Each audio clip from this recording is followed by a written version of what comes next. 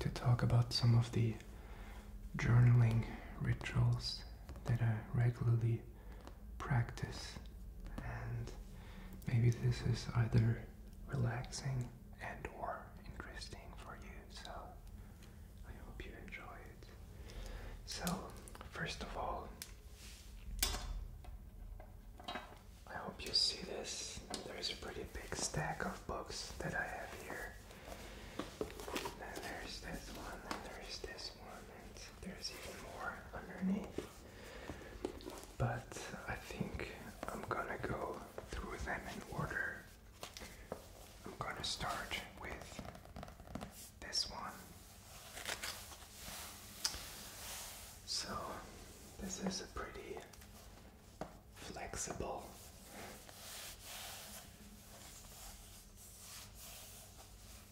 notebook, and it is from Moleskine or Moleskin. I never know how to pronounce it. I got this bigger format because I like to write a bit more. So basically, as you can see here, it has lines, and you may ask why I have this book, and the main purpose is to journal, and I've started to do daily journaling now in 2017, and so far I've done it every day, and it's a pretty cool habit, and I would suggest you pick it up. And many successful people journal daily, and for me the main purpose is to clear my head, but also to focus on my priorities, and also to practice gratitude, which according to research and according to my own experience is one of the key success factors for your personal happiness. So, would you like to know how I journal? Sure. So generally speaking, when I journal, there is a structured part where I go through 6 questions. And then there is an unstructured part where I can just write down my thoughts and whatever is on my mind, kind of to start with a clean sheet. And I do this first thing in the morning, and then again I journal in the evening, and I'm going to show you how I do it exactly. Okay. So first thing in the morning, basically after getting up, I open my journal and I'm answering, actually it's not 6, 5 questions. And this is loosely based on the 5-minute journal. I think it's based on something that Tim Ferriss came up with. There's actually a journal that you can buy online with these exact questions, more or less. But I thought I don't need to buy it. I prefer to have my own journal. So the first question that I'm answering every morning is, I am grateful for ... So basically here I'm writing down 3 things that I'm grateful for.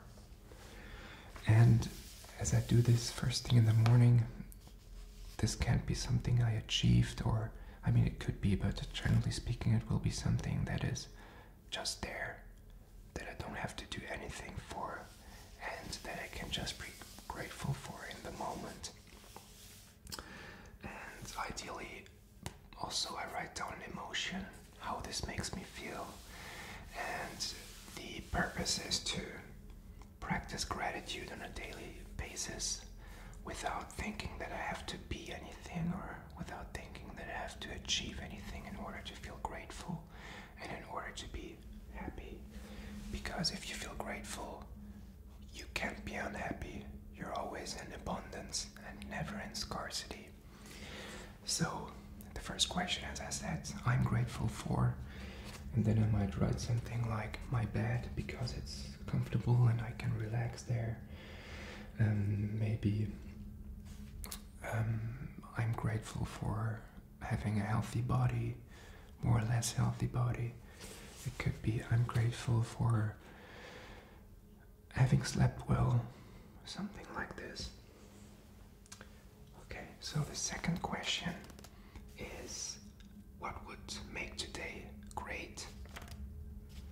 So basically here I write down also 3 things that if I accomplish them would make today an amazing day. And I try to not make a to-do list already, but I try to write down stuff that is maybe 1 point related to my work or hobbies, and 1 point related to my personal life or my hobby, like my just doing stuff for fun. And thirdly, something like related to relationships or meeting a friend or a special someone. So this could be, for instance, let's see, what would make today great? Chill and enjoy gaming, I wrote down, for example. And secondly, get done the admin stuff that I basically procrastinated on. And thirdly, record a video or something. So it can basically be anything that if you achieve these things, and it doesn't have to be anything super ambitious, it can just be something so you kind of start to think about the day. And if you accomplish these things, you basically, your brain thinks, okay, I accomplished everything that I set out to accomplish. And I would really advise to always write something that is fun and that you like to do, and to actually do it eventually also. Okay, so the third question is basically, or the third part is writing down daily affirmations. Or what I do, I don't really write them down. I basically just repeat them in my mind. So I kind of repeat some kind of affirmations related to my health, to my work, to relationships, and to my happiness.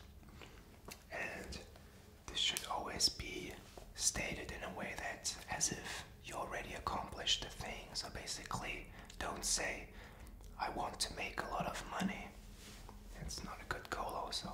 But you would say, I love that I'm successful in what I do and that I can reach millions of people with my craft, or something like this.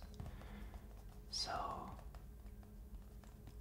I don't know about this whole affirmations and the secret thing that you can just wish for anything, but it's what I'm certain is that if you have a clear vision of where you want to go, and if you repeat this daily, you'll much more likely get there, just because you can focus on it much better.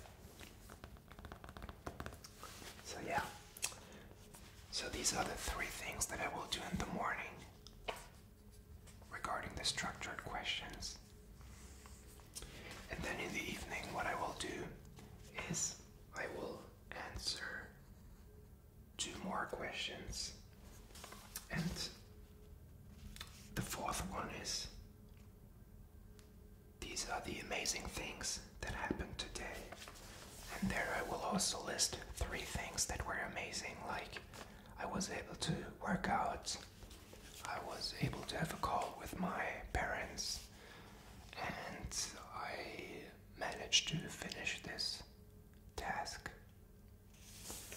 So you do this in the morning, but you also do this in the evening, ideally before you go to bed, kind of as a recap for the day and to practice gratitude again. So the circle kind of closes. You start off with gratitude and you end the day with gratitude, and then you can see if what you thought would make your day amazing if you really did this, and then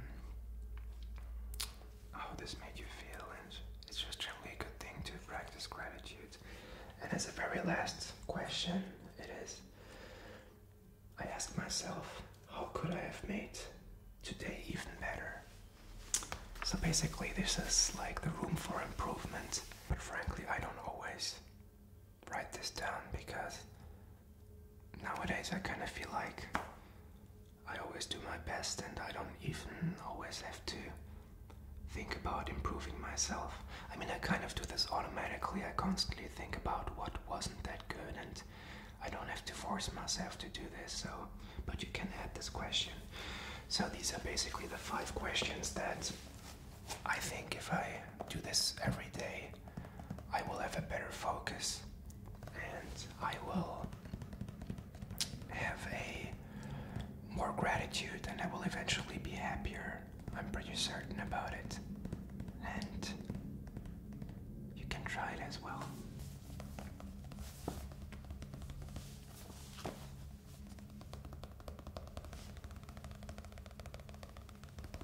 Do you like these tapping sounds? Okay, so before I talk about the next section, which is free journaling basically, I want to do some tapping sounds, which I do enjoy.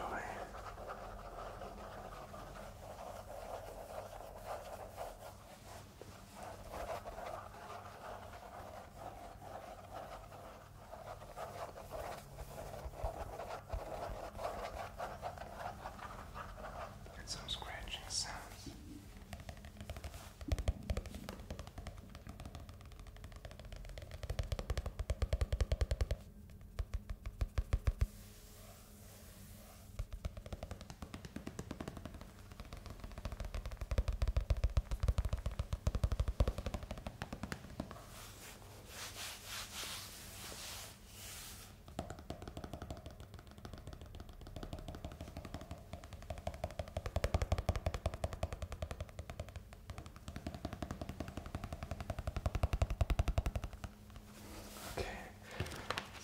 Aside from doing these questions, so this is the structured part of my journal, I also have a section down here. Usually here I put my questions. So first thing in the morning I put in the day, then I put in these questions, and then down here I have a section, or sometimes if I want to write more, where I can just write down whatever I feel like writing down. And I think this part is also important because it's just getting out whatever's on your mind. And if you're like me, you think way too much, it can be very liberating to just write down whatever's on your mind and whatever bothers you. So this can be very liberating too. And it can also be ideas about any creative stuff. It could be anything. And this is also a very good exercise, I think. And I would also urge you to write this down by hand and not type it on a computer. You can later on type it in a computer if necessary, but it just feels like writing by, I think by pen point is the word, is closer to your heart, and somehow you more likely will internalize whatever you write, and it's more therapeutic basically if you write it down by hand. So, for instance, today I wrote down, I woke up at 5 a.m. in the morning and couldn't sleep afterwards. Why does this have to be a bad thing? Okay, so for example here, I noted if I'm checking my mail, this makes me anxious sometimes. And this is maybe due to me feeling like I'm not enough and that I need to be ashamed of what I am. But I can live with that.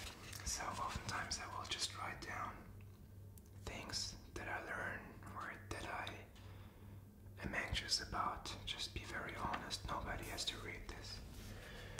Or here I wrote down this idea that I heard somewhere that whatever happens, even if you think it's bad, you should say good to it. If like you oversleep, you say to yourself, good, because you trust that whatever goes wrong, quote unquote, will have its meaning eventually. So yeah, this is another important part of my journaling. Or for example here, this is quite private, but whatever.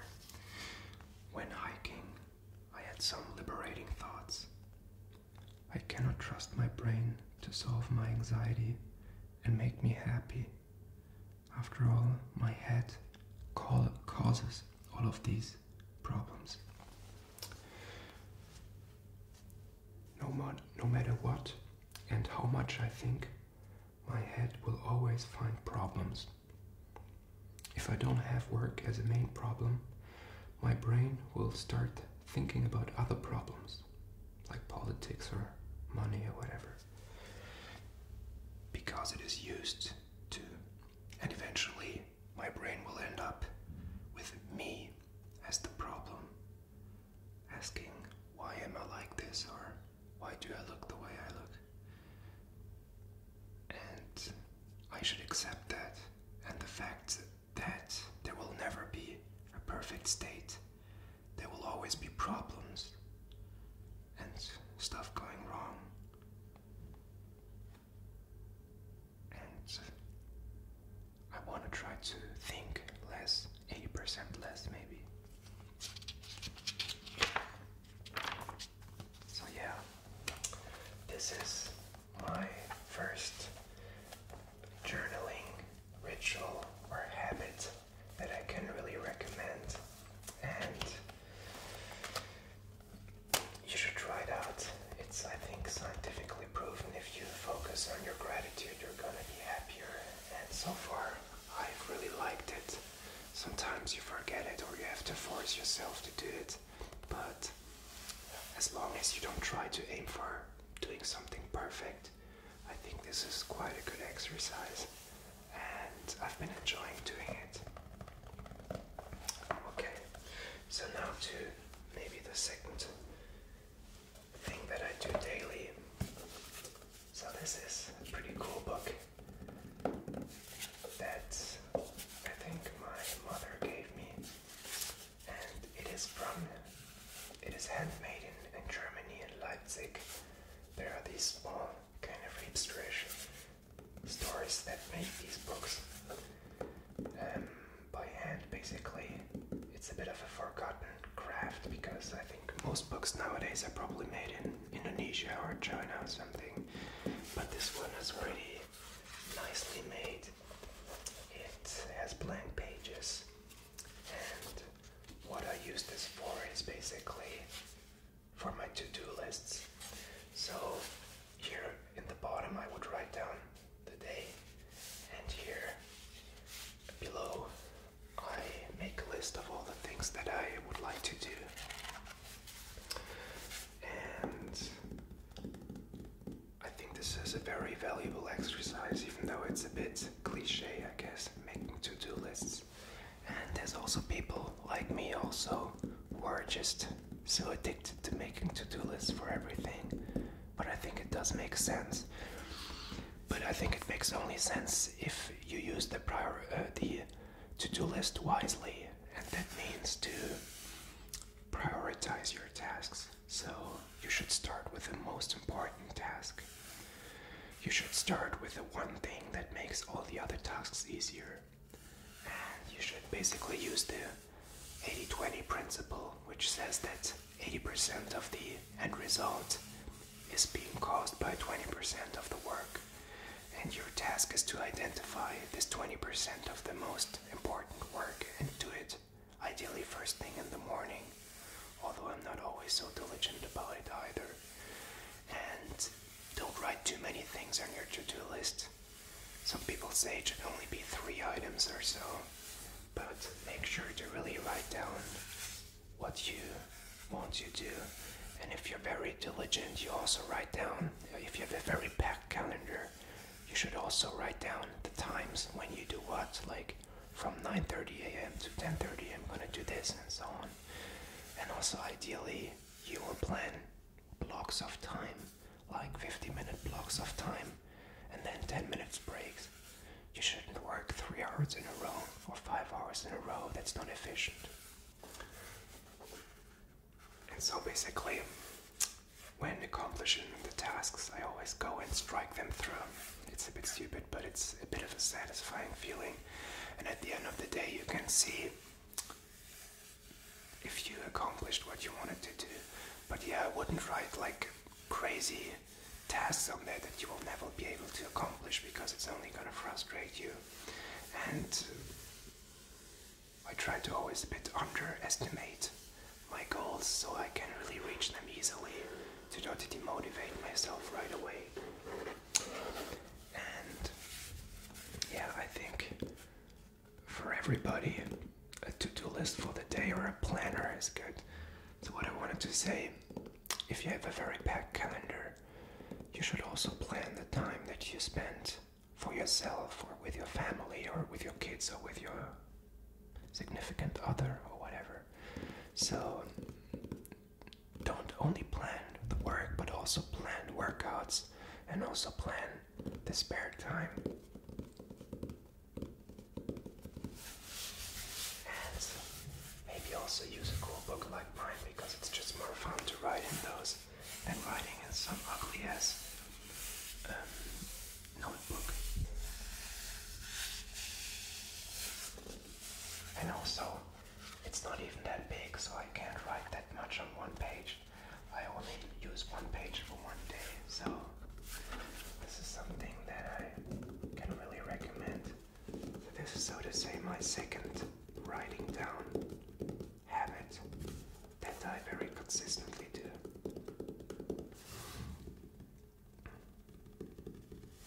Okay, pretty cool book, isn't it?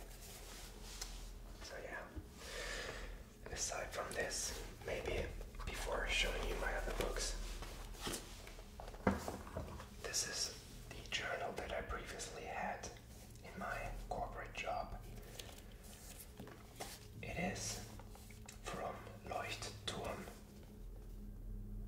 This is a similar brand to Moleskine or Moleskine.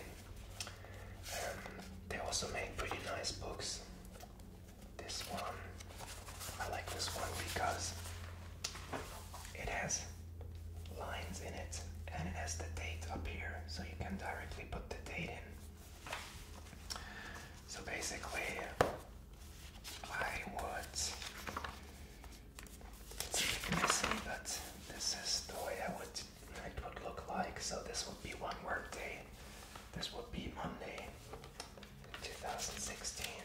Sometimes I would write down all my notes here, and I would also try to prioritize, obviously. But if you have a job where you have a lot of, I guess, tasks and responsibilities, having one of those is really useful. You can take them with you to meetings.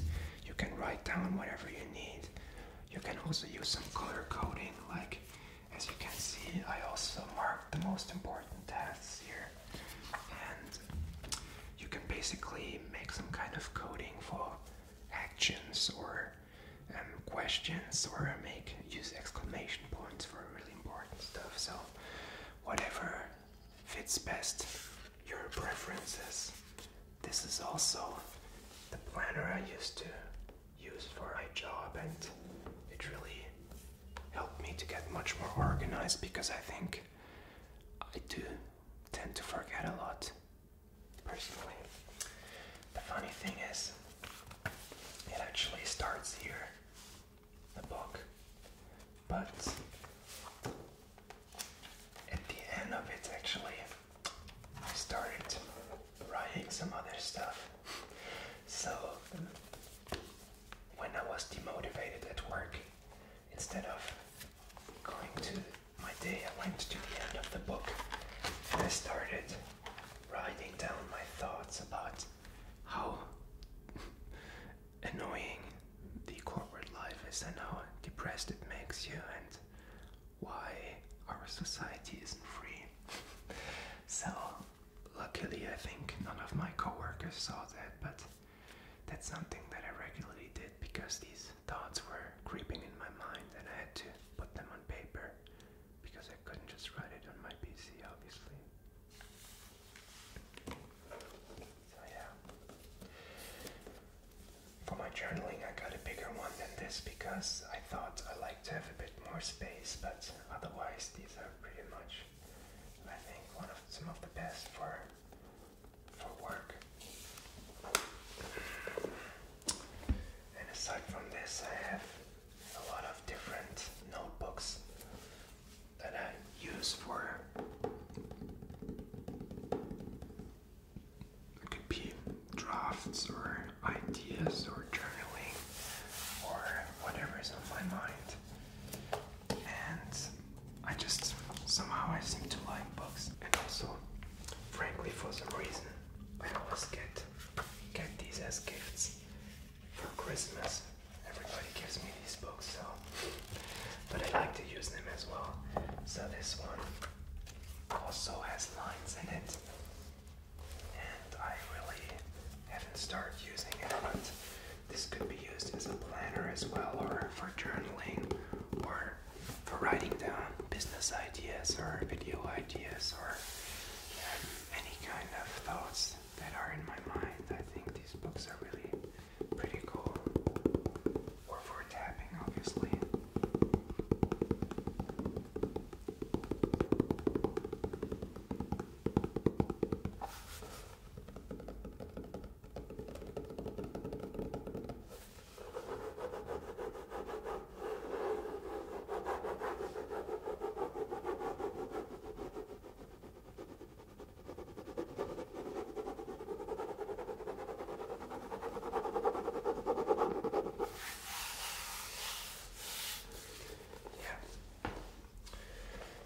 Similar book that I got from an internship at Accenture.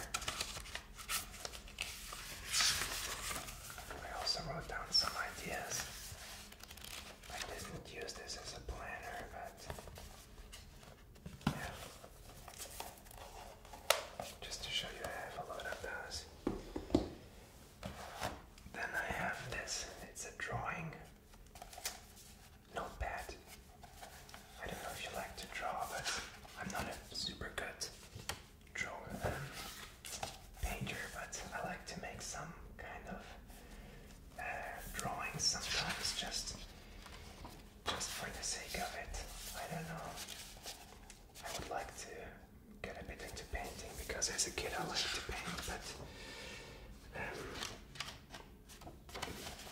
yeah, no, I don't really.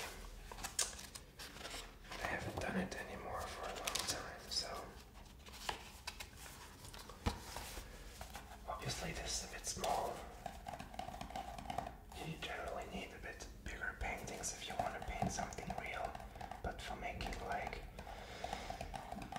notes, for taking notes, or making drafts, in German it's Skizzen, these are pretty good, but also a bit more expensive because the paper is pretty thick.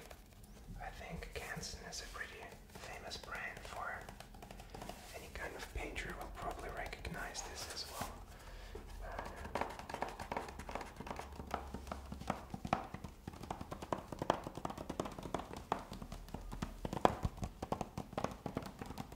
Actually, back in the day I didn't really like the tapping sound so much, but now I found that it gives me ASMR and is a pretty good and efficient trigger for me, and I hope you enjoy this as well. I just like how different textures make different sounds when you tap on it.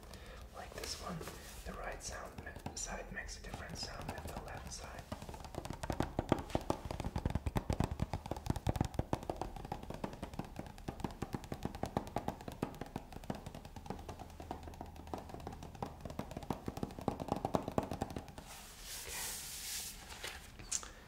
So this is another pretty big notebook that I have. Most of them are black, I have to admit. This is from the company Sam's, it's called, I think. I also got it for Christmas. I also put down some ideas. I took these for a vacation. I like to make plans for like a new year or something. Here I'm making plans for 2015. And the funny thing is, I was already considering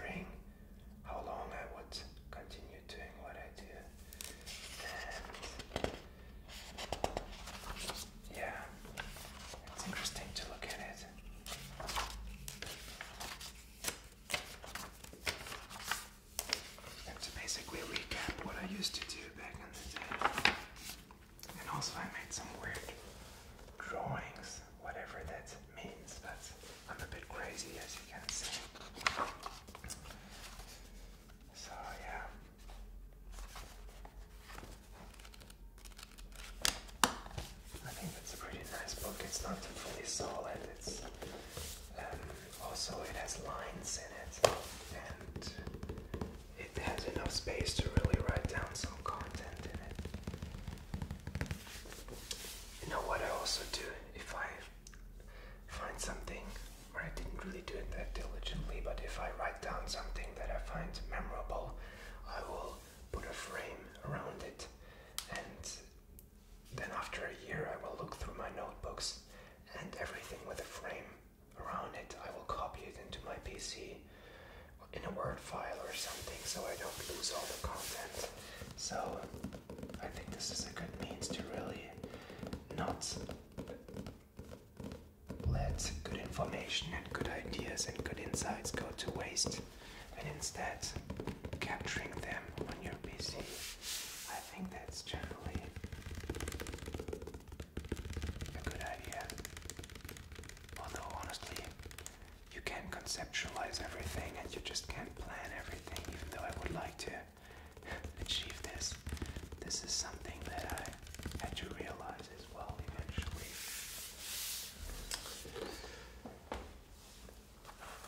I have even more. This is one which I kind of like as well. It has this ring here, and it has lines up here, and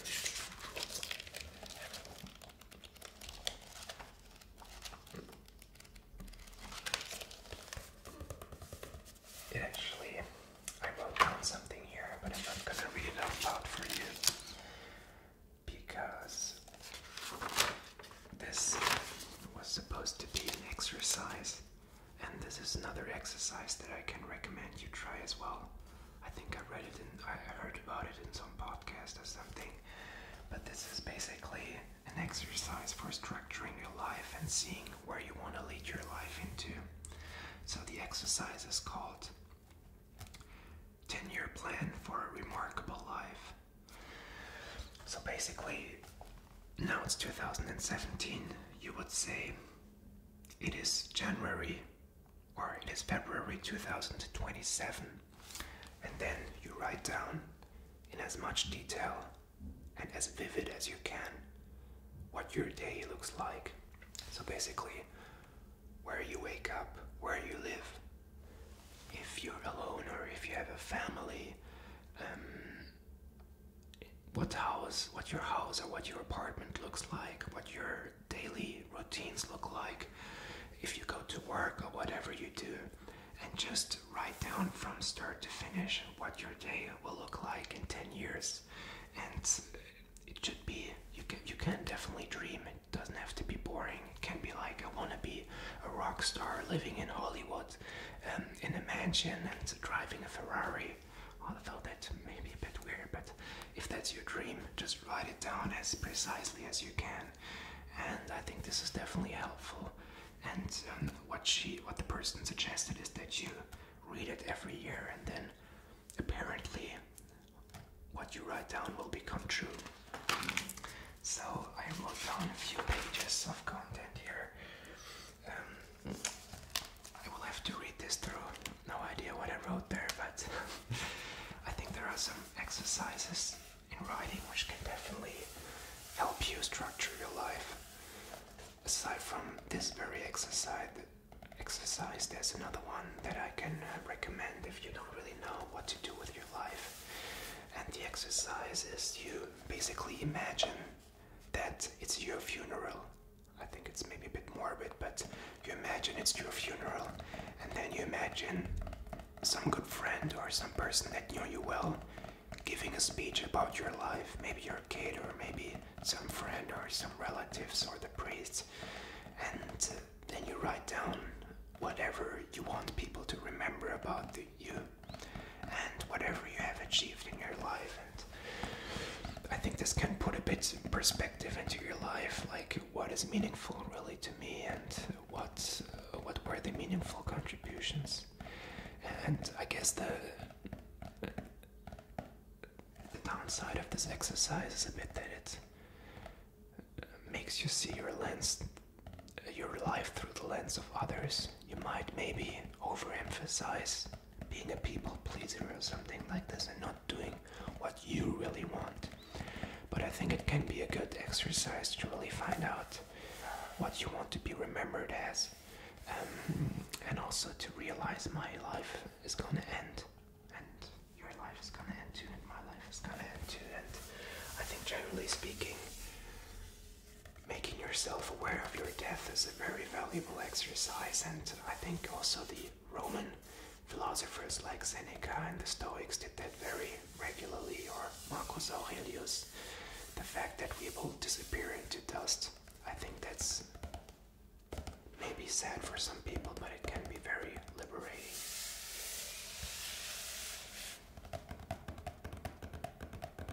And if you're thinking about other things, I think writing down stuff like, what was my childhood like? What is my earliest childhood experience? And what did my parents and my classmates and my siblings always criticize about me?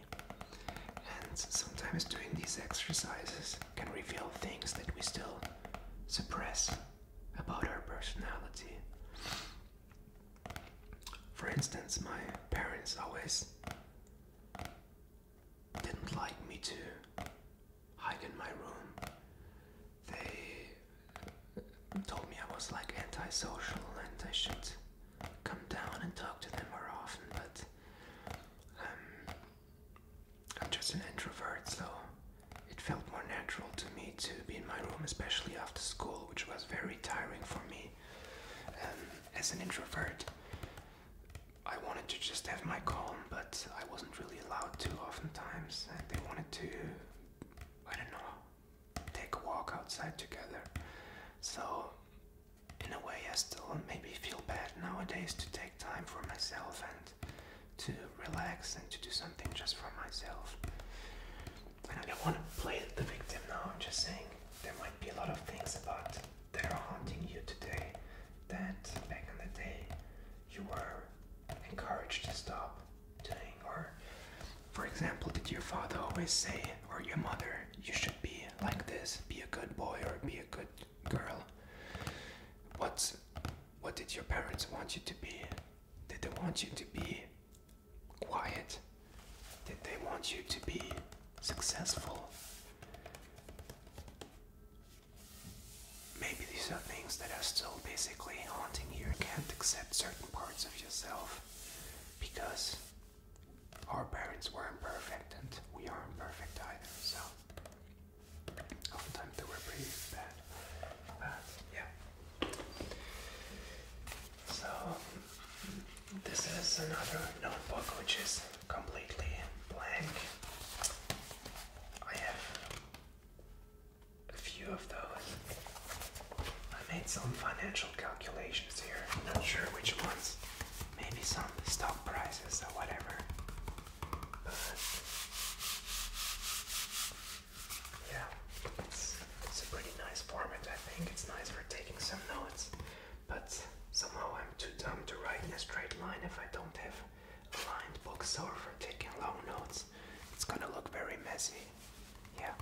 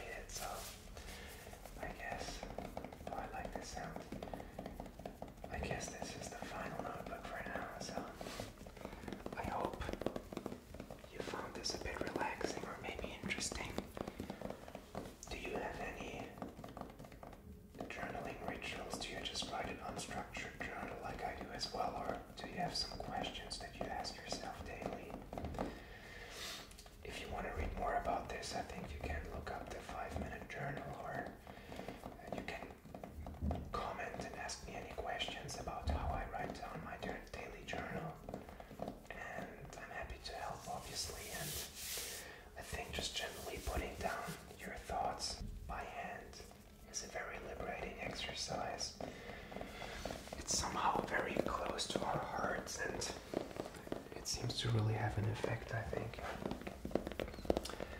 And I think it just gives you more consciousness, more awareness. I think in German it's Achtsamkeit, and it's something people like me who are so much in their heads lack.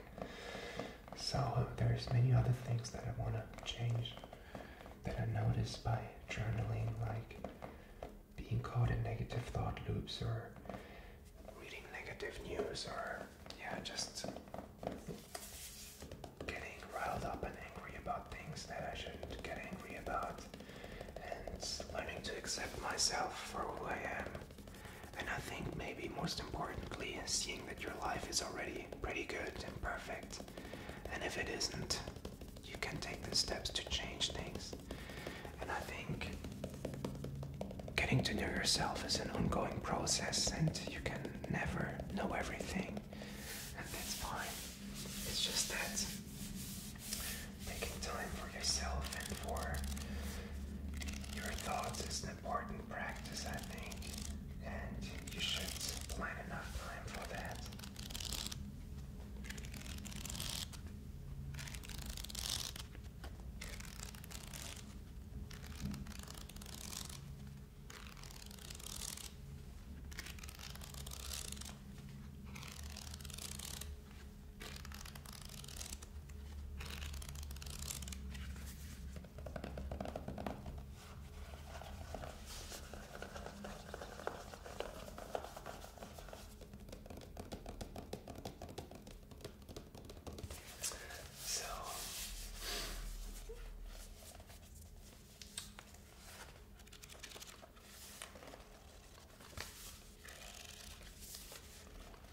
To me, if I have anxiety or if I have some fears, writing it down can be quite helpful, because first of all, you don't fight against it so much, but you acknowledge it, and you don't have to judge it or try to solve it right away. Just writing it down can be very